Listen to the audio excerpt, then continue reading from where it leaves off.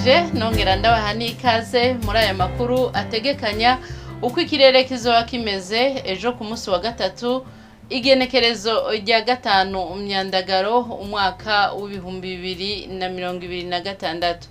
Imbere y'umutaga hitezwe ikirere kizoba kirimo izuba n'ibicu bike bike mu ntara zose zigize igihugu cacu.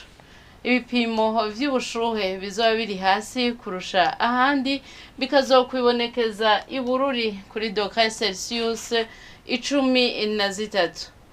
Inyuma y'umutaga hitezwe naho nyene ikirere kizoba kirimo izuba n'ibicu bike bike mu ntara zose zigize igihugu. Ibipimo vy'ubushuhe bizoba biri hejuru kurusha ahandi bikazokwibonekeza mu Cibitoke mu ntara ya Bujumbura kuri dogere Celsius 30.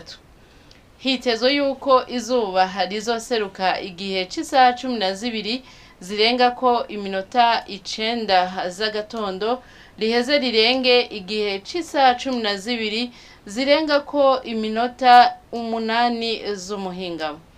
Nuko rero aha niho hagarukiye amakuru y'ikirere mwateguriwe n'ikigo Ijebu. Adeline Ngenze Buhoro nije nayabashikirije, mwakoze kuyakurikirana.